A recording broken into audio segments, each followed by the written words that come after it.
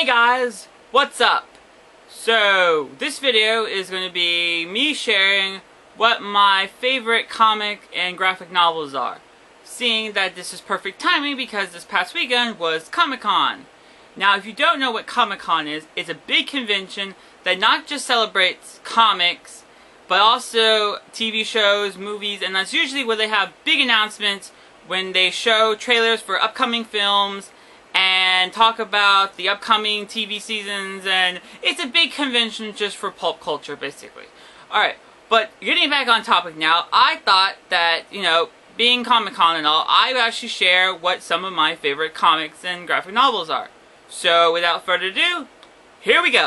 Chew is about FDA agent Tony Chew, a Scooby-Doo. A Scooby-Doo is a person with the ability to get psychic visions from the food they eat. Tony, along with his partner Colby, investigate the cause behind the bird epidemic a few years back, which led to the ban of all poultry. Chew is a very surreal comic that doesn't take itself seriously at all. It's more of a parody on the cop dramas on TV. Where else could you find a rooster that could go apeshit on someone's ass? If you like your comics funny, you can't go wrong with Chew. The Strange Talent of Luther Strode is a very bizarre miniseries. It's about high school student Luther Strode, a geeky teen who sends off for a bodybuilding course from the back of a comic book to take on the bullies at school and protect his mother from his father.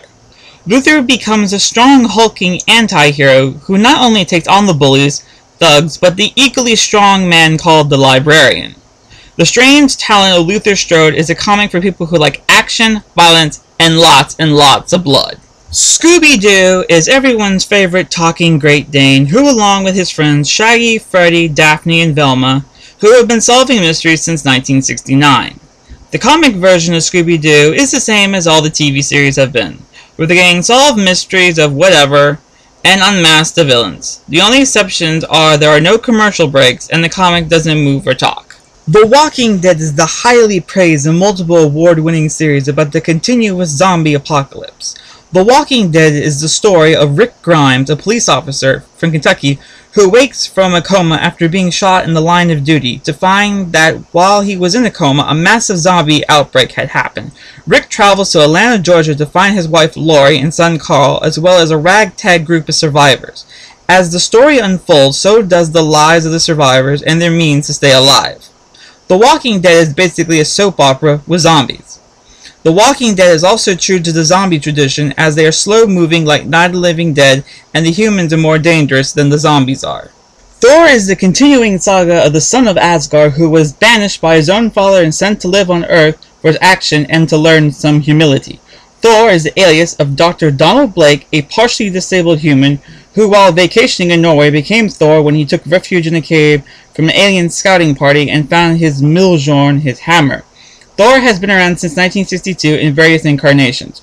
2010's revamp is the latest and features a more darker Thor, as well as a weird medieval Viking-looking costume than of his original iconic one. Thor is for anyone who enjoys Stan Lee, superheroes, and Marvel comics. The Cape is the story of Eric and his childhood cape. When Eric was 8 years old, he flew for the first time until he fell and badly injured himself. Flash forward to Eric as an adult with no life and a very violent temper. When Eric finds his old cape again, he's able to fly again, but as the story continues on, he uses his new ability to fly again to have fun and get revenge on the world as well. The cape's dark tone is from Joe Hill, Stephen King's son. The Cape is based on a short story from his anthology 20th Century Ghosts. The Cape is exactly what you expect from the master of horror himself. The Cape is not for everyone, though, as it dives deep into the subconscious of the psychotic Eric and his sadistic nature. Marvel's editions of L. Frank Baum's Oz series are brought to life with colorful illustrations and faithful adaptations to the original novels.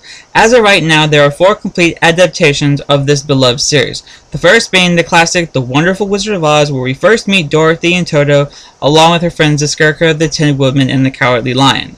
The second in the series is The Marvelous Land of Oz, this time about Tip and Jack Pumpkinhead as they deal with the evil sorceress Mombi. Dorothy returns in Ozma of Oz, this time with a talking chicken named Billina. In the latest, Dorothy and the Wizard in Oz, the wizard himself returns. These comic versions of the beloved land of Oz is for everyone to enjoy, whether you're an Oz fan or comic book fan.